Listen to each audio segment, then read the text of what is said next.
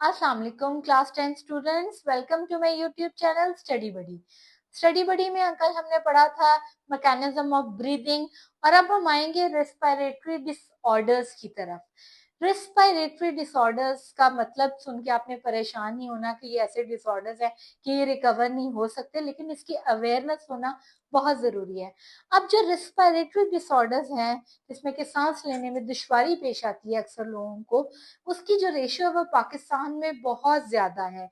अब उन कंट्रीज में भी इसकी रेशियो बहुत ज्यादा होगी जहां पे आप देखेंगे कि अर्बन और रूरल एरियाज में पोल्यूटेंट्स की तादाद बहुत ज्यादा है। पोल्यूटेंट्स मतलब गाड़ियां बहुत ज्यादा धुआं छोड़ रही हैं, या वो उन अफराद में आप देखेंगे जो बहुत ज्यादा स्मोकिंग कर रहे हैं, और ये हमारी हेल्थ के लिए, लंग्स की हेल्थ के लिए बहुत ज्यादा नुकसानदेह होते हैं।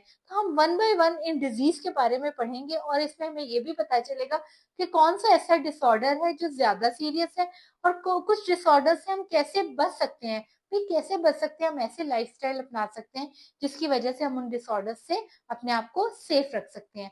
तो चलते हैं सबसे पहले डिसऑर्डर की तरफ, जिसको कि ब्रोंकिटिस कहते हैं। ये जैसे कि नाम से ही जाहिर हो गया, हमने पढ़ा था कि हमारी बॉडी में जो है ना ब्रोंकाई होते हैं और ब्रोंक्यूल्स होते हैं, यानी कि लंग्स के अंदर ब्रोंकाई और ब्रोंक्यूल्स। तो आपने पढ़े थे जो टाइनी ट्यूब्स थी, जो कि एक एयर पैसेज वे था जो लंग्स के अंदर जा रहे थे। सांस हमें लेने में आसानी होती थी इनकी वजह से। अब होता यह है कि जो आपके ब्रोंकाई या ब्रोंक्यूल्स की जो ट्यूब्स होती हैं, जिसे आप कहते हो कि उनकी ट्यूब है, वो ट्यूब स्वेल कर जाती है, या उसको अदर वर्ड्स में आप इन्फ्लेमेशन भी कह सकते हो। स्वेलिंग को असल में हम इन्फ्लेमेशन भी कहते हैं। अगर आपको पेपर में इन्फ्लेमेशन वर्ड याद करना मुश्किल हो रहा है तो रिमेंबर इट, वो क्या है, बेसिकली वो स्वेलिंग का ही ऑल्टरनेटिव फॉर्म है। इसमें कौन स्वेल करता है, बेसिकली इसमें आपके ब्रोंकाई और आपके ब्रोंक्यूल्स दोनों ये स्वेल कर जाते हैं। अब जब ये ब्रोंकाई और ब्रोंक्यूल स्वेल कर गया, आपको पता है जैसे आपका हाथ सूज जाता है, पाँव सूज जाता है, अक्सर नाक सूज जाता है, तो सूजन की वजह से क्या होती है कि उनकी ट्यूब्स क्या होगी, वो तंग हो जाता है। आपको वो एरिया जो वो ले रहा होता है, वो एरिया कम हो जाता है हवा के गुजरने का। अब इनकी स्वेलिंग की वजह से जो सिक्रीशन है म्यूकस की, म्यूकस जिसे हमने पढ़ा था जो कि हमारी एयर पाइप के साथ साथ होता है, वो ज्यादा बढ़ जाती है, और जिसकी वजह से आपकी ट्यूब्स क्या हो जाती है, नैरो हो जाती हैं, तंग हो जाती हैं।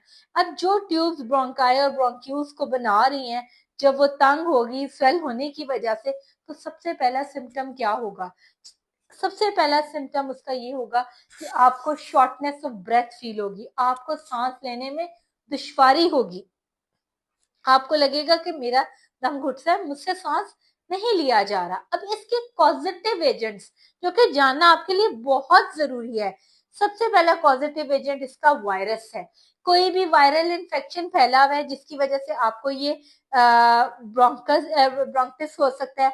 कोई भी बैक्टीरियल इन्फेक्शन या इरिटेंट्स, कुछ लोगों को ये इरिटेंट्स होते हैं जैसे कि स्मोक, स्मोक की वजह से, स्मोकिंग की वजह से, या कोई आपके पास बैठ के स्मोक कर रहा है और आप कॉन्टिन्यूसली उस पार्टिकल को ब्रीद इन कर रहे हो, तब भी आपको जो है ना ये बीमारी हो सकती है। अब इसकी भी दो फॉर्म्स हैं। एक होती है एक्यूट, जो कि एक कह सकते हैं कि आप लास्ट करती है, सिर्फ 2 हफ्ते तक लास्ट करती है, यानी कि ये इसका साइकिल 2 हफ्ते होगा, और उसके बाद मेडिसिन लेके प्रॉपर केयर करके ये आप रिकवर कर सकते हैं, और ये आपके लंग्स को कोई परमानेंट डैमेज नहीं देती। लेकिन जरूरी है कि जब आपको अक्यूट हुआ है ब्रोंकिटिस, तो आपको पता चल गया है कि मेरे साथ ये प्रॉब्लम हुई है, मुझे सांस लेने में दुश्वारी आ रही है, या मैं किसी ऐसे एरिया में काम कर रहा हूँ या कर रही हूँ कि जहाँ पे पोल्यूटेंट्स की तादाद बहुत ज्यादा है, तो मैं क्या करूंगी, अपने लाइफस्टाइल को हेल्दी करूंगी। सबसे जो एक इजी चीज है पोल्यूटेंट से बचने के लिए, व्हेनेवर यू गो आउट, क्या करें, मास्क वेयर करें। उसके अलावा कोशिश करें कि आप जिन एरिया से गुजर रहे हैं उनमें अगर आपको ज्यादा प्रॉब्लम होती है, आपने एक रोड ट्रैक लिया हुआ है, तो आप उस रोड ट्रैक से ना गुजरें कि उधर से गुजरने की वजह से वो पोल्यूटेंट्स आप ज्यादा इनहेल कर लेंगे। आप कोई ऑल्टरनेटिव रोड ट्रैक ले लें। अच्छा, दूसरी जो इसमें चीज आती है ब्रोंकिटिस, वो क्रॉनिक आती है। अब क्रॉनिक जरा ज्यादा हमें नुकसान देती है। वो होता ही है कि हमारा ब्रोंकिटिस एक्यूट था, हमने इसकी केयर नहीं की, हमने इसको नॉन सीरियस लिया, और वो करते करते क्रॉनिक हो गया और ये क्रॉनिक आपको 3 मंथ से लेकर 2 इयर्स तक अफेक्ट कर सकता है।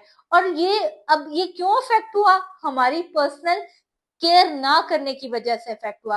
और मोस्टली जो लोग क्रोनिक से इफेक्ट होते हैं उनकी एज 45 से अबव होती है। अब 45 से अबव ये होता है कि बेसिकली इंसान की बॉडी में आफ्टर 30-35 वैसे ही चेंजेस हो रहे होते हैं। तो अब 45 के अबव जब ये होगा ये ज्यादा इफेक्ट करेगा। जो एक्यूट होगा वो यंगर एज में पाया जाता है, लेकिन अगर एक्यूट किसी को भी 45 से अबव एज में हो गया और उसने केयर नहीं की तो वो उसके लिए क्या होगा? क्रॉनिक डेंजरस हो जाएगा। अब इसके सिम्टम्स की तरफ आते हैं। जब आपको लगे कि आपके बॉडी में ये सिम्टम्स हैं तो you have to be very very careful. पहला सिम्टम कफ, खांसी आ रही है, बार बार आ रही है, विजिंग, विजिंग इसको बोलते हैं, गले में खरखराहट होना, बार बार खर खर खर की आवाज आ रही है, विजिंग हो रही है, तो यू मस्ट बी अलर्ट। बुखार हो रहा है, बार बार खांसी के साथ बुखार हो रहा है, सर्दी लग रही है बहुत ज्यादा, तो भाई ये एक अलार्मिंग सिचुएशन होती है। एंड शॉर्टनेस ऑफ ब्रेथ तो है ही है, यानी कि सांस लेने में आपको दुश्वारी हो रही है।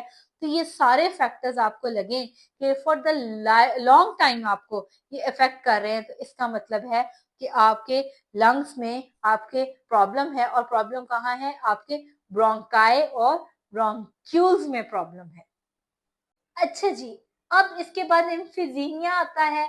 अब हुआ ये कि हमारे, मैंने आपको बताया था कि लंग्स के अंदर एक अंगूर की गुच्छों की तरह का एक स्ट्रक्चर होता है जिसको हम एल्वेलाई कहते हैं, bunch of grape like structure होता है। अब होता ये है कि इस बीमारी में जो आपकी एल्वेलाई की वॉल है ना, वो डैमेज हो जाती है, उनमें डिस्ट्रक्शन हो जाती है, वो तबाह हो जाती है। अब इस तबाही की वजह से क्या होगा? आपके जब एल्वुलाई की वॉल ही तबाह हो गई, डैमेज होगी, तो आपके जो एयर टिश्यू हैं वो उनका साइज इंक्रीज कर जाएगा। एल्वुलाई में जब एयर टिश्यू का साइज इंक्रीज कर गया तो less surface area will be for gaseous exchange. अब गैशियस एक्सचेंज के लिए सरफेस एरिया कम हो गया, एल्वुलाई डैमेज हो गए, उनमें डिस्ट्रक्शन होगी, जिसकी वजह से आपको ये बीमारी हो गई। अब इसके सिम्टम्स क्या होते हैं? इसका पहला सिम्टम्स होता है शॉर्टनेस ऑफ ब्रेथ। जितने भी आपके लंग से रिलेटेड इश्यूज है ना, उसमें आपको शॉर्टनेस ऑफ ब्रेथ सबसे पहले होगी। अब उसमें हमने, जैसे कि हमने पढ़ा था आपके ब्रोंकिटिस में, कि कहीं पे भी आपको फटीग नहीं थी, लेकिन यहाँ पे आपको फटीग, थकावट शुरू हो जाती है, आपका वेट गिरना शुरू हो जाता है, आप एकदम से वीक होना शुरू हो जाते हो। और इसकी वजह से अब आप देखो कि अब एम्फिजीनिया में क्या किया कि हमारे जो एल्वेलाई थे, जो बंच लाइक ग्रेप्स थे, इनको, इनकी वॉल्स के अंदर जब डैमेज आना शुरू हो गया तो इनकी सरफेस एरिया गैशियस एक्सचेंज की वजह से सरफेस एरिया कम हो गया। अब जब सरफेस एरिया कम हो गया तो क्या हो गया कि ये तो इसको इसने डैमेज कर दिया ना, नुकसान पहुंचा दिया।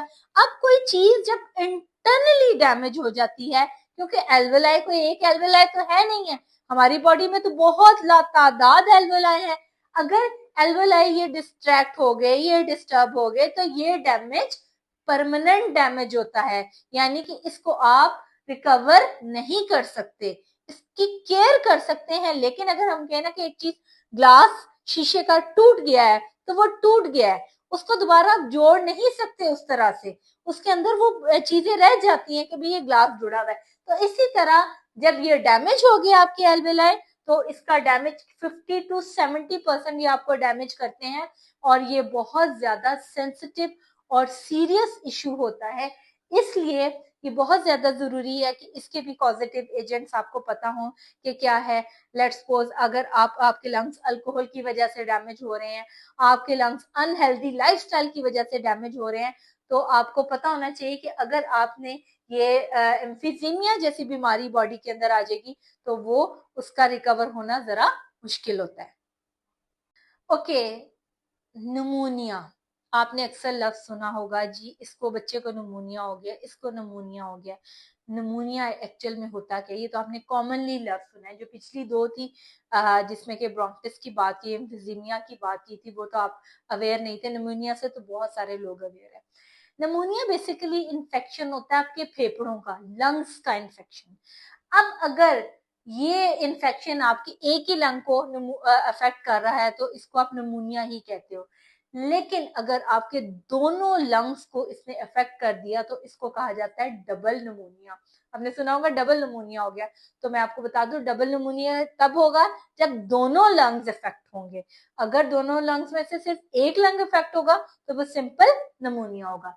अब निमोनिया होता किसकी वजह से है? देखिए सर्टन हमारे इर्द गिर्द बैक्टीरियल वायरल इन्फेक्शन जैसे कि इन्फ्लुएंजा वायरस होता है, वो भी आपको निमोनिया कॉज कर सकता है।